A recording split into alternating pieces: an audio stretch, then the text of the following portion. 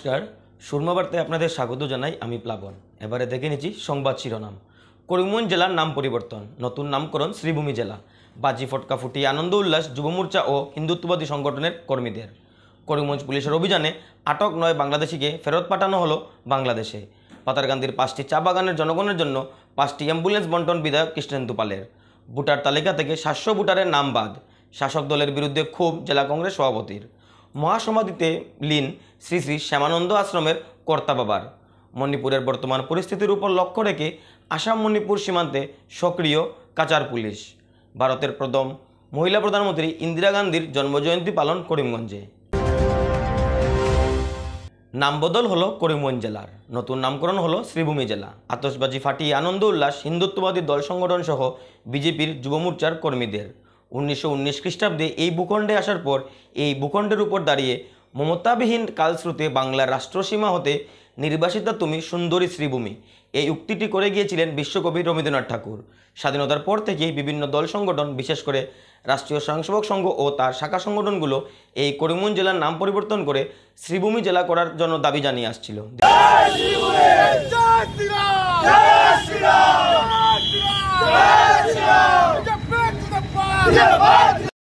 দীর্ঘদিন ধরে বিভিন্নভাবে করিমগঞ্জ জেলার নাম পরিবর্তন করে শ্রীভূমি জেলা রাখার জন্য জনমত গঠন করে আসছিল রাষ্ট্রীয় স্বয়ংসেবক সংঘ তথা তার শাখা সংগঠনগুলো। 2016 সনে আসামে বিজেপি সরকার আসার পর থেকে এ নিয়ে তদবির আরও বেড়ে যায়। বিশেষ করে বিশ্ব হিন্দু পরিষদ সহ হিন্দুত্ববাদী সংগঠনগুলো আসাম সরকারের কাছে করিমগঞ্জ জেলার নাম শ্রীভূমি জেলা করার জন্য দাবি জানাচ্ছিল।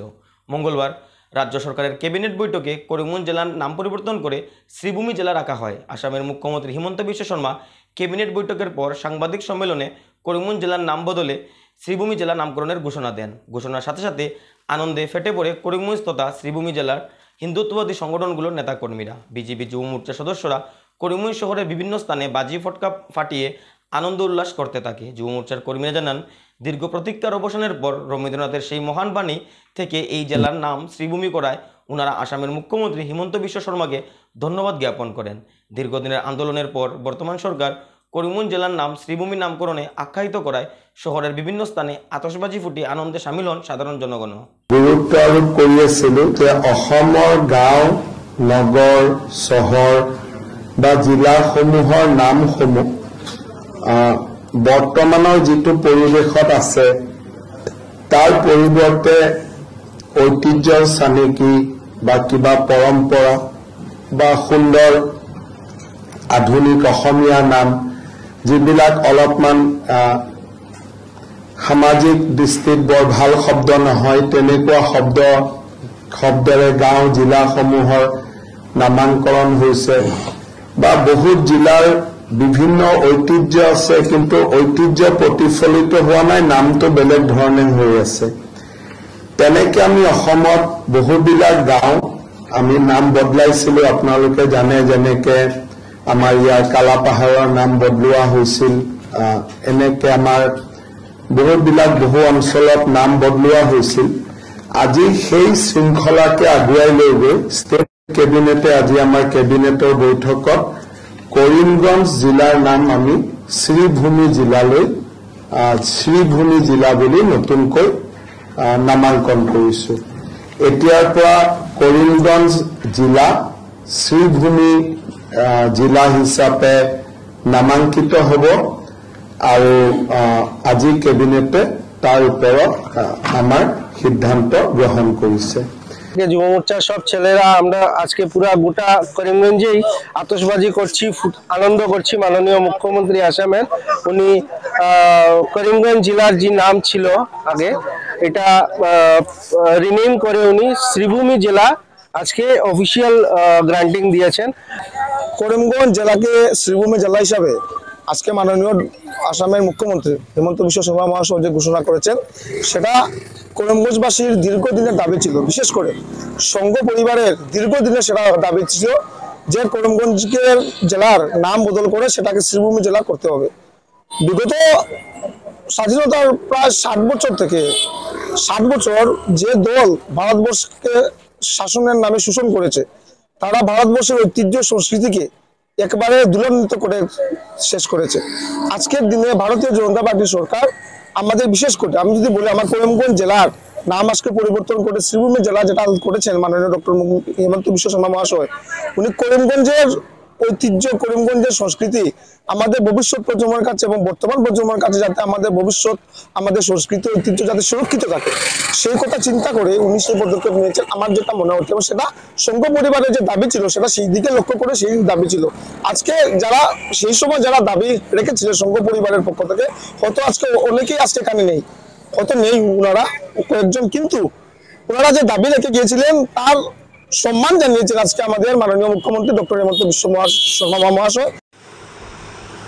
বহু বৎসর থেকে এটা দাবি রেখে আসছিলেন যে এই জেলার নাম পরিবর্তন করে ঐতিহাসিক প্রেক্ষাপটকে মান্যতা দিয়ে এটাকে যাতে শ্রীভূমি জেলা হিসেবে নামাঙ্কিত করা হয়। আর এই দাবির আজ পূর্ণতা দিয়ে, এই দাবির আজ মান্যতা দিয়ে আমাদের যশস্বী মুখ্যমন্ত্রী শ্রদ্ধেয় ডক্টর হিমন্ত বিশ্ব শর্মা মহোদয় এই জেলাকে শ্রীভূমি জেলা হিসেবে নামাঙ্কিত করলেন। বর্তমান আসাম সরকার দীর্ঘদিনের দাবিকে বাস্তবে রূপায়িত করে এই জেলাকে শ্রীভূমি জেলা হিসেবে নামাঙ্কিত করেছে।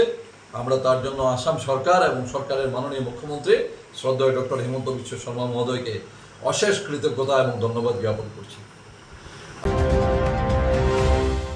মণিপুরের সংগঠিত হওয়া হিংসাত্মক পরিস্থিতির প্রতি লক্ষ্য রেখে কাচারের আসাম মণিপুর সীমান্তে কাচার পুলিশ কঠোর নিরাপত্তা ব্যবস্থা গড়ে তুলেছে। জিরিবামে সিআরপিএফের গুলিতে 11 জন সন্দেহজনক কুকি উগ্রপন্থী মৃত্যু ও জাকুরাডাহরে 6 মৈতেই শিশু মহিলার মৃতদেহ উদ্ধারের পর মণিপুর সীমান্তে কাচার পুলিশ কড়া নিরাপত্তা ব্যবস্থা গড়ে তুলেছে। মণিপুরের অগ্নিগর্ভ পরিস্থিতির প্রভাব যাতে কাছাড় জেলায় না পড়ে সেজন্য যথেষ্ট সক্রিয় কাচার পুলিশ। ইতিমধ্যে আসাম মণিপুর সীমান্তে মোতায়েন করা হয়েছে বৃহৎ পরিমাণ আসাম পুলিশ সহ কমান্ডো ব্যাটালিয়ন। সীমান্ত অঞ্চলে রাত দিন টহল দিয়ে যাচ্ছে বিশাল পুলিশ বাহিনী। সীমান্তের স্থলপথের পাশাপাশি নদীপথেও নজরদারি চালিয়ে যাচ্ছে কাচার পুলিশ। কাছাড় জেলা পুলিশ সুপার নুমাল মাহাতো প্রতিদিন নিজে সীমান্ত এলাকায় উপস্থিত হয়ে পরিস্থিতি খতিয়ে দেখছেন। মণিপুর থেকে যাতে অবৈধভাবে কাছাড় জেলায় প্রবেশ করে কেউ কুঠারাঘাত করতে না পারে তার জন্য সীমান্ত এলাকায় এই কঠোর নিরাপত্তা ব্যবস্থা গড়ে তোলা হয়েছে। আমাৰ চুবুৰীয়া ৰাজ্য জিৰিবাম জিলাত যি এক আইন শৃংখলাজনিত পৰিস্থিতিৰ সৃষ্টি হৈ আছে যোৱা কেইবাদিন ধৰি, তাৰ কাৰণে তাৰ পৰা যি তাত পোৱা পৰিস্থিতিৰ বাবে অসমত কাছাৰ জিলাত যাতে কোনো ধৰণৰ অপ্ৰীতিকৰ ঘটনা নঘটে আৰু আইন শৃংখলাজনিত পৰিস্থিতিৰ সৃষ্টি নহয় তাৰ কাৰণে আমি সষ্টম হৈ আছোঁ। আমি সীমামূৰীয়া সামগ্ৰিকভাৱে যিটো অঞ্চল আছে গোটেই অঞ্চল জুৰি আমি পেট্ৰলিঙৰ ব্যৱস্থা কৰিছোঁ। আমাৰ পুলিচৰ টহলদাৰীৰ ব্যৱস্থা আছে। কামাণ্ডো ফ'ৰ্চেছ বৃহৎ পৰিমাণে নিয়োজিত হৈ আছে আৰু দিনে নিশাই 24 আৱাৰ্ছ আমাৰ আৰক্ষীৰ টহলদাৰীৰ ব্যৱস্থা ইয়াত চলি আছে। তাৰ লগতে জিৰি নদী আৰু বৰাক নদীত আমাৰ যি ৰিভাৰ লাইন পেট্ৰলিং সেইটো ৰেগুলাৰ চলি আছে, যাতে কোনো ধৰণৰ এই সময়ছোৱাৰ গইনালৈ যাতে কোনো দুষ্কৃতিকাৰী বা অপশক্তি অসমলৈ সোমাই আহি যাতে কোনো অশান্তিৰ পৰিস্থিতিৰ সৃষ্টি কৰিব নোৱাৰে আৰু শান্তিপ্ৰিয় স্থানীয় ৰাইজৰ মাজত যাতে অশান্তি বীজ বিয়পাব নোৱাৰে তাৰ কাৰণে মই সষ্টম হৈ আছোঁ। আৰু এনেকুৱা কোনো অপশক্তিয়ে যদি আহি আমাৰ ইয়াত শান্তি বিঘ্ন কৰিবৰ কাৰণে চেষ্টা কৰে তাৰ প্ৰতি আমি সচেষ্ট হৈ আছোঁ আৰু কোনো ধৰণৰ এনেকুৱা অপচেষ্টা কৰিলে তেওঁলোকৰ বিৰুদ্ধে কঠোৰতম আইনগত ব্যৱস্থা ল'বৰ কাৰণে আমি তৎপৰ হৈ আছোঁ।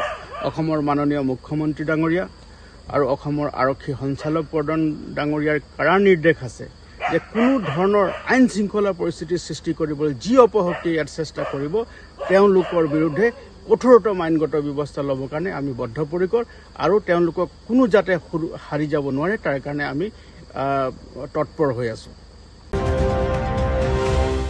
করিমগঞ্জে ফের আটক 9 বাংলাদেশি অনুপ্রবেশনের ঘটনা পুরো ভারতবর্ষের সামনে এক হুমকি স্বরূপ। প্রতিদিন ভারত বাংলাদেশ সীমান্ত দিয়ে অনুপ্রবেশের চেষ্টায় থাকে বাংলাদেশিরা ভারতে প্রবেশের জন্য বরাক উপত্যকার করিমগঞ্জ জেলাকে করিডোর হিসাবে ব্যবহার করে আসছে। প্রায় সময় সীমান্তরক্ষী বাহিনী বা করিমগঞ্জ পুলিশের হাতে বাংলাদেশি আটকের ঘটনা শুনতে পারা যায়। এবার ফের একবার 9 বাংলাদেশি আটক করিমগঞ্জ পুলিশের হাতে। বাংলাদেশে হাসিনা সরকারের পতনের পর থেকে বাংলাদেশি অনুপ্রবেশের ঘটনা যেন ধীরে ধীরে বেড়েই চলছে। এবার ফের একবার বাংলাদেশ থেকে ভারতে প্রবেশ করার পর পুলিশের হাতে আটক 9 বাংলাদেশি। পুলিশ এই 9 বাংলাদেশি নাগরিককে ফের ভারত থেকে বাংলাদেশে পুশব্যাক করে। বাংলাদেশ থেকে বিভিন্ন এলাকায় ঘন ঘন বাংলাদেশি অনুপ্রবেশের দেশের আইন শৃঙ্খলার জন্য হুমকি হয়ে দাঁড়াচ্ছে। করিমগঞ্জ জেলা কমিশনার কার্যালয় চত্বরে দাঁড়িয়ে শাসক দলের বিরুদ্ধে খুব উগরে দিলেন জেলা কংগ্রেস নেতারা। দুলভচড়া উন্নয়ন খণ্ডের অধীনে পাতিয়ালা জিপিতে ওয়ার্ড ডিলিমিটেশনে সম্পূর্ণ নিয়ম বহির্ভূতভাবে কাজ করা হয়েছে বলে অভিযোগ করেন জেলা কংগ্রেস সভাপতি রজত চক্রবর্তী। প্রায় 700 মানুষের নাম 2023 সালে সংশোধিত ভোটার তালিকা থেকে কর্তন করা হয়েছে বলে অভিযোগ কংগ্রেসের। বর্তমানে 700 ভোটারের নাম খুঁজে পাওয়া যাচ্ছে না বলে অভিযোগ করেন তিনি। এমনকি প্রাক্তন জিপি সভাপতির পরিবারের সদস্যের নাম তালিকা থেকে বাদ দেওয়া হয়েছে, যা কোনোভাবেই গ্রহণযোগ্য নয় বলে জানান জেলা কংগ্রেস সভাপতি রজত চক্রবর্তী। তিনি বলেন, প্রাক্তন জিবি সভাপতি বেহায়াডালা গ্রাম পঞ্চায়েতের অধীনে বেহায়াডালা এমবি স্কুলের ভোট কেন্দ্রের অধীনে ভোটদাতা ছিলেন। অন্যদিকে নতুনভাবে তালিকা থেকে 700 মানুষের নাম ইচ্ছাকৃতভাবে কর্তন করা হয়েছে কিনা সে প্রশ্ন তুলে ধরেন জেলা কংগ্রেস সভাপতি রজত চক্রবর্তী। তিনি অভিযোগ করে বলেন, বিজেপি শাসন আমলে সব কিছুই সম্ভব, মানুষের মৌলিক অধিকার কেড়ে নেওয়া হচ্ছে বিজেপি আমলে।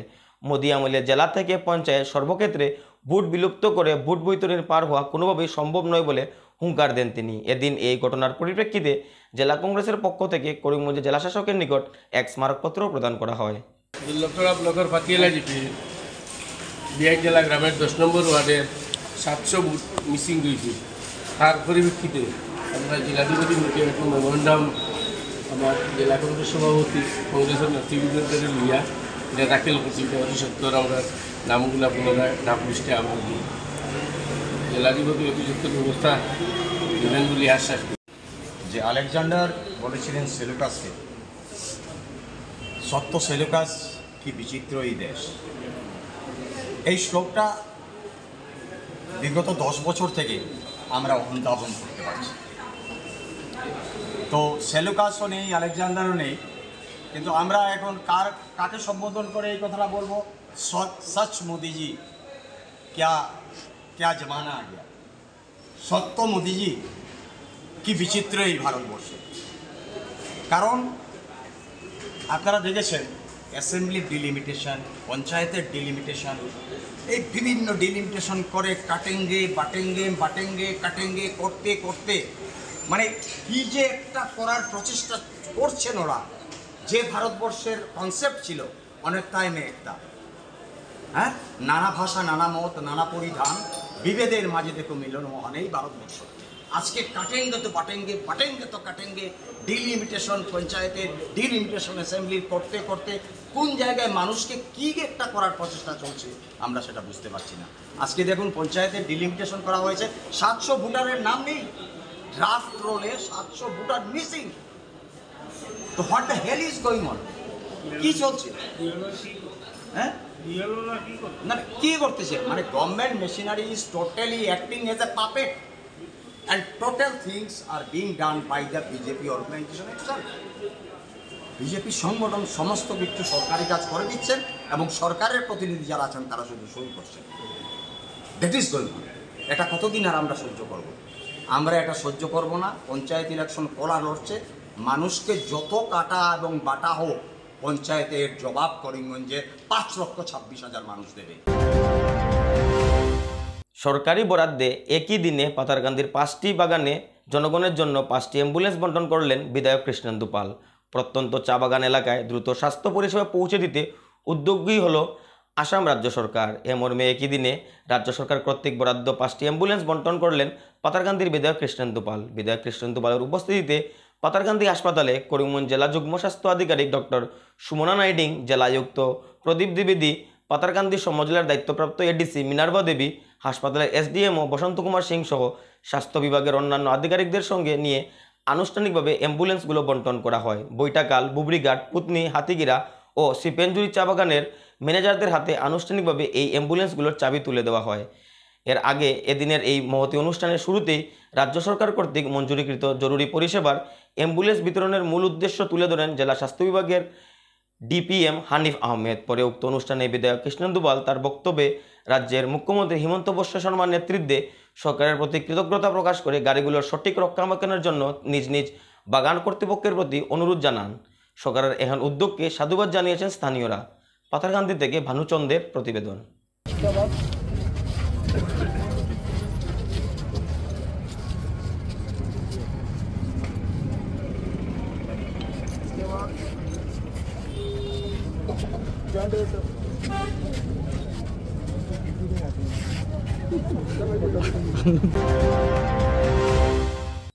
এবারে নিয়ে নিচ্ছি বিজ্ঞাপন বিরতি, ফিরে আসছি বিরতির পর। আনন্দ সংবাদ, আনন্দ সংবাদ। করিমগঞ্জে এই প্রথম 3D সিটি স্ক্যানের সুবিধা নিয়ে এলো Karimganj health city, Banamali road, Karimganj. পুরো শরীর 3D সিটি স্ক্যানের সুবিধা এখন পাচ্ছেন করিমগঞ্জে। আন্তর্জাতিকভাবে বিখ্যাত ডাক্তার দ্বারা রিপোর্ট।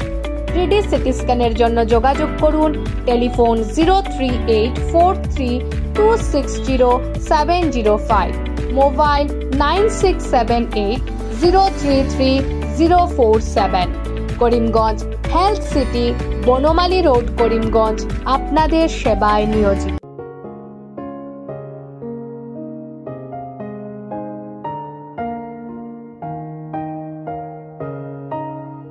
চিকিৎসা সেবায় নতুনত্ব নিয়ে হাজির নিউ লাইফলাইন হাসপাতাল।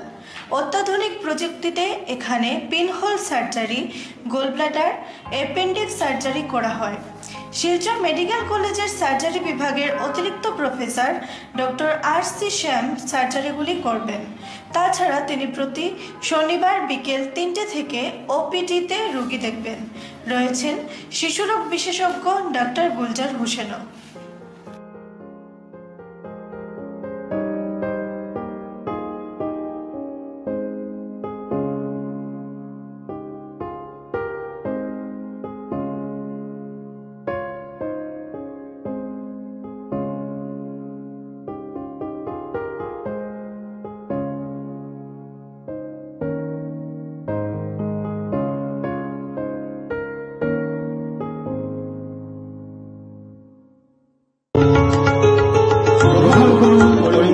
হোলসেল কোঅপারেটিভ স্টোর্স তথা সহযোগীর আন্তরিক অভিনন্দন। করিমগঞ্জ হোলসেল কোঅপারেটিভ স্টোর্সের নিয়ন্ত্রণাধীন স্টেশন রোডস্থ বিভাগীয় বিপণী সহযোগী নতুন উদ্যোগে সমৃদ্ধ হয়ে জনগণের সেবায় এগিয়ে এসেছে। তুলনামূলক কম মূল্যে নিত্য প্রয়োজনীয় দ্রব্য সামগ্রীর যোগান অব্যাহত রাখতে সহযোগী কর্তৃপক্ষ বদ্ধপরিকর। জেলার সমবায় আন্দোলনকে জোরদার করে তোলার ক্ষেত্রে করিমগঞ্জ হোলসেল কোঅপারেটিভ স্টোর্স তথা সহযোগী কর্তৃপক্ষ সকলের আন্তরিক ও সক্রিয় সহযোগিতা কামনা করে। নতুন আঙ্গিকে বাস্তব পরিকল্পনা নিয়ে সহযোগী স্টেশন রোড, করিমগঞ্জ আপনাদের সেবায় সদা প্রস্তুত। স্বাস্থ্য সংক্রান্ত বিষয়ে খরচের কথা ভেবে চিন্তিত হচ্ছেন?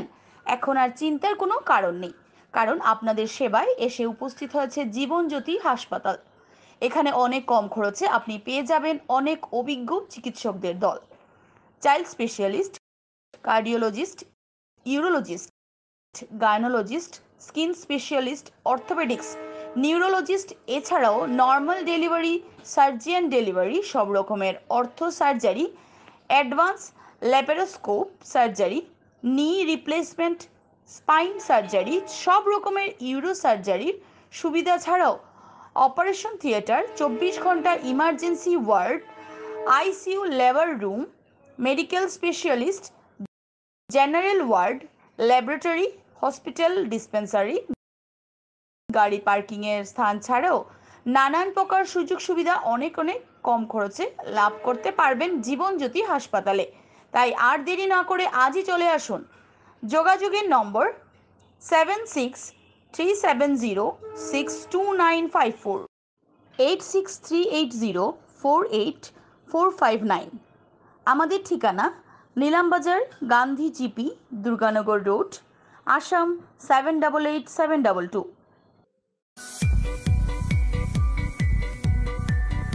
Barak diagnostic centre.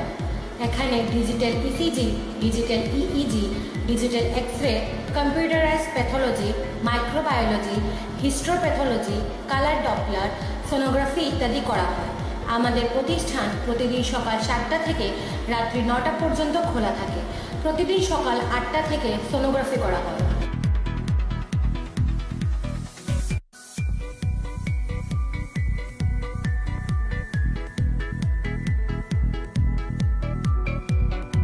যোগাযোগ Barak diagnostic centre, settlement road, Karimganj. Phone 038432735151। Mobile নম্বর 708637 6822 9401132529।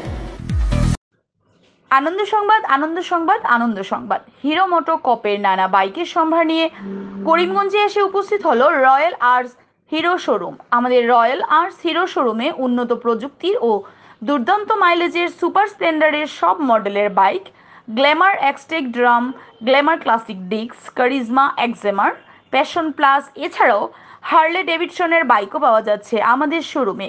তাই আর দেরি না করে আপনার মন পছন্দের বাইক নিয়ে যেতে আজই চলে আসুন রয়্যাল আর্টস হিরো শোরুমে। আমাদের ঠিকানা শিলচর রোড, এলেংজুরি, করিমগঞ্জ। পিন নম্বর 788713। যোগাযোগের নম্বর 7086896920। বিভিন্ন আধুনিক ও আকর্ষণীয় টাইলসের সম্ভার নিয়ে উপস্থিত প্রিয়া টাইলস। আপনার ঘরকে অতি সুন্দরভাবে সাজিয়ে তুলতে আজই আমাদের দোকানে চলে আসুন এবং নিয়ে যান অত্যাধুনিক টাইলস। আপনার পছন্দের সব ধরনের টাইলস আমাদের এখানে উপলব্ধ রয়েছে। আমাদের ঠিকানা Chandras plaza, near Vishal Megamart, station road, Karimganj. Mobile 9101805530 9957709784। প্রাক্তন প্রধানমন্ত্রী প্রয়াত ইন্দিরা গান্ধীর 108তম জন্মজয়ন্তী উদযাপন করিমগঞ্জে। ভারতের প্রথম মহিলা প্রধানমন্ত্রী ইন্দিরা গান্ধী 1917 খ্রিস্টাব্দের 19 নভেম্বর বর্তমান প্রয়াগরাজে জন্মগ্রহণ করেন। স্বাধীন বাংলাদেশ গঠনে প্রধানমন্ত্রী ইন্দিরা গান্ধীর ভূমিকা ছিল উল্লেখযোগ্য। মঙ্গলবার পুরো দেশ জুড়ে কংগ্রেস কর্মীরা শ্রদ্ধার সহিত আয়রন লেডি ইন্দিরা গান্ধীর জন্মজয়ন্তী পালন করে। পুরো দেশের সাথে সঙ্গতি রেখে করিমগঞ্জ জেলাতেও কংগ্রেস কর্মীরা প্রথম মহিলা প্রধানমন্ত্রী ইন্দিরা গান্ধীর জন্মজয়ন্তী পালন করেন। প্রথমে পুষ্পার্ঘ্য ও মাল্যদান করে প্রাক্তন প্রধানমন্ত্রীকে শ্রদ্ধা জ্ঞাপন করেন করিমগঞ্জ কংগ্রেসের কার্যকর্তারা। এদিন এক আলোচনা সভারও আয়োজন করা হয় করিমগঞ্জ ইন্দিরা ভবনে। উক্ত আলোচনা সভায় জেলা সভাপতি রজত চক্রবর্তী সহ অন্যান্য নেতারা প্রাক্তন প্রধানমন্ত্রী ইন্দিরা গান্ধীর জীবনের বিভিন্ন দিক নিয়ে আলোচনা করেন। এদিনের অনুষ্ঠানে জেলা কংগ্রেস সভাপতি রজত চক্রবর্তী, বিশ্বজিৎ ঘোষ সহ অন্যান্যরা উপস্থিত ছিলেন।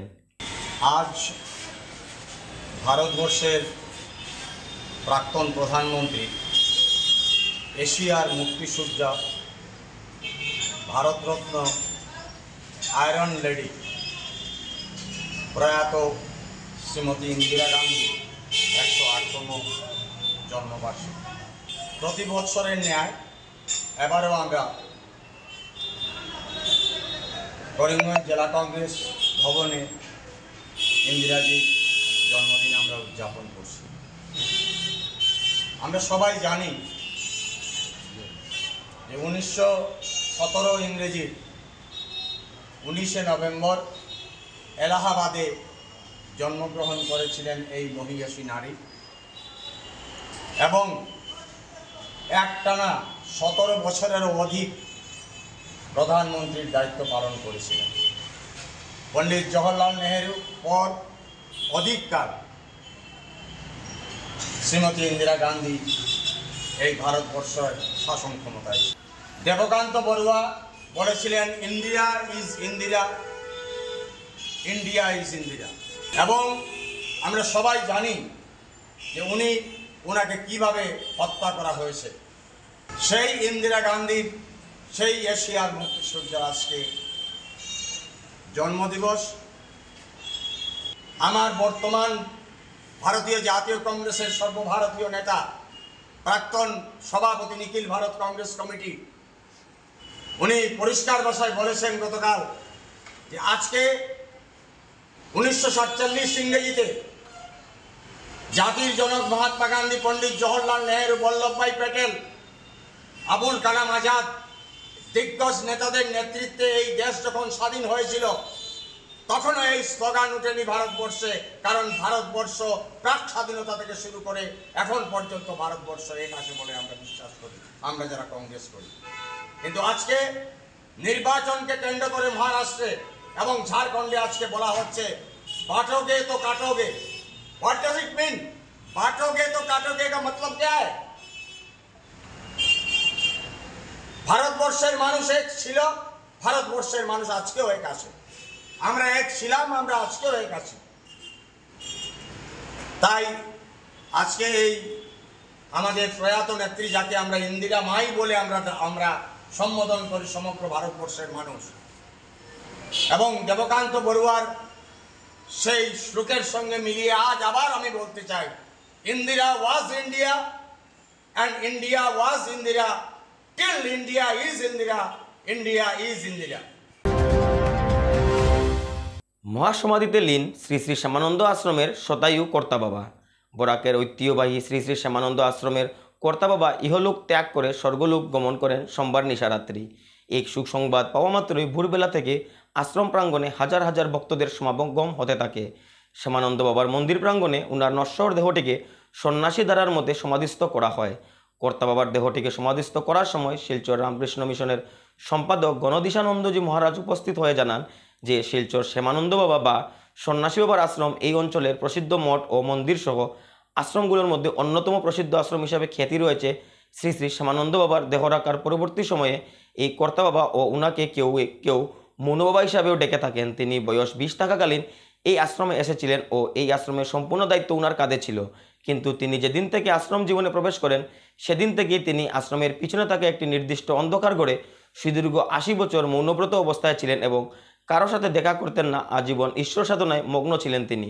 এই অঞ্চলের জন্য একজন সিদ্ধ মহাপুরুষ হিসাবে পরিচিত ছিলেন কর্তা বাবা। দেহা রাখার সময় উনার বয়স হয়েছিল আনুমানিক 100 বছর। রেখে গেছেন মন্ত্র দীক্ষা ছাড়াই কয়েক হাজার লক্ষ ভক্ত।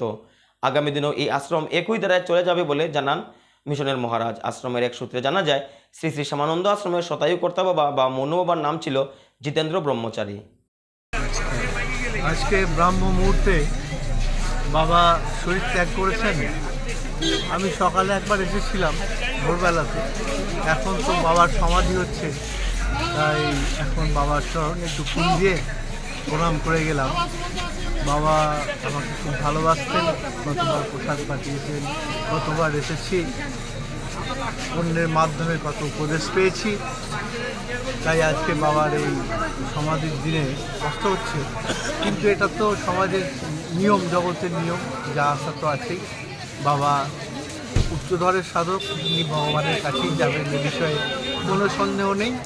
তার চরণে প্রার্থনা তিনি যেন আমাদেরকে আশীর্বাদ করেন, আমরা যেন তারই মতো ঠিক ঠিক সাধন পথে এগিয়ে যেতে পারি, আর ভক্তদের সবার মঙ্গল হোক, এটাই আমি চাই।